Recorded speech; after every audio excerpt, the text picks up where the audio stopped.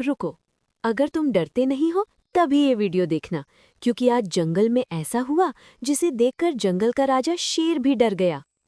आज जंगल की सुबह कुछ अलग थी। सूरज निकल तो रहा था, लेकिन उसकी रोशनी कमजोर लग रही थी। पेड़ चुप थे, पंछी भी चुप थे। ऐसा लग रहा था जैसे पूरा जंगल किसी अनदेखे डर को महसूस कर रहा हो।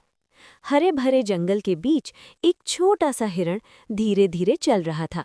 उसका नाम था चीकू। चीकू रोज की तरह पानी पीने नदी की ओर जा रहा था, लेकिन आज उसका दिल बहुत तेज धड़क रहा था। उसे लग रहा था कोई उसे देख रहा है। झाड़ियों की हलचल। जैसे ही चीकू नदी के पास पहुंचा, उसे झाड़ियों के पीछे कुछ अजीब सा दिखा। पहले तो उसे लगा शायद उसकी आंखों का धोखा है, लेकिन फिर झाड़ियों में हल्की चमक हुई। चीकू का शरीर कांपने लगा। उसने पीछे देखा, कोई नहीं था। वो धीरे से बोला, कौन है वहां?" कोई जवाब नहीं आया। दोस्तों को बताना। डर के मारे चीकू सीधे अपने दोस्तों के पास भागा।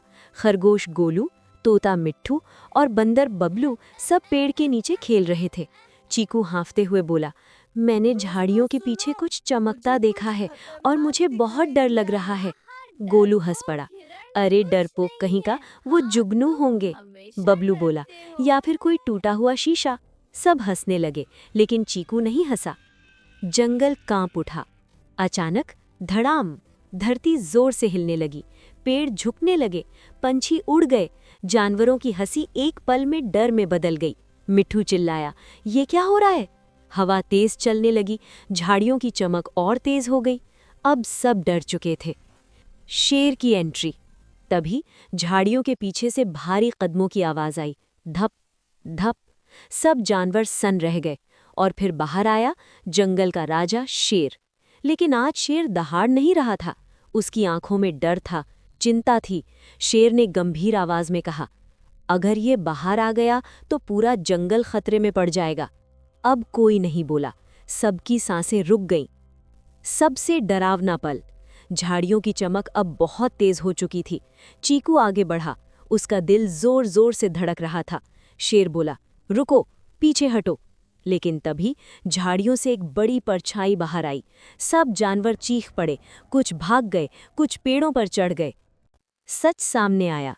लेकिन जो बाहर आया वो कोई राक्षस नहीं था। वो था एक घायल नन्हा हाथी, एलिफेंट। उसकी आंखों में आंसू थे, उसके पैरों में चोट लगी थी, और जो चमक दिख रही थी वो उसके गले में बंधा एक छोटा सा चमकता ताबीज था। हाथी बोला, "मैं रास्ता भटक गया हूँ, मुझे अपनी माँ चाहिए।" डर से दया तक। चीकू आगे आया। उसने कहा, "हमें डर नहीं लगना चाहिए था।" शेर ने हाथी के सिर पर हाथ रखा। "हम सब ने गलती की, डर के कारण।" सब जानवरों ने मिलकर हाथी की मदद की। उसकी चोट पर पत्तियां बांधी, उसे खाना दिया। मिलन। थोड़ी देर बाद जंगल में एक जोरदार आवाज गूंजी, पू पू। हाथी की माँ आ गई थी। नन्हा हाथी दौड़कर उससे लिपट गया। पूरा जंगल खुश हो गया।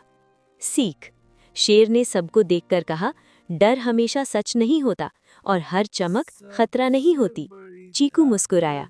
आज उसने सीख लिया था कि हिम्मत और समझ सबसे बड़ी ताकत होती है।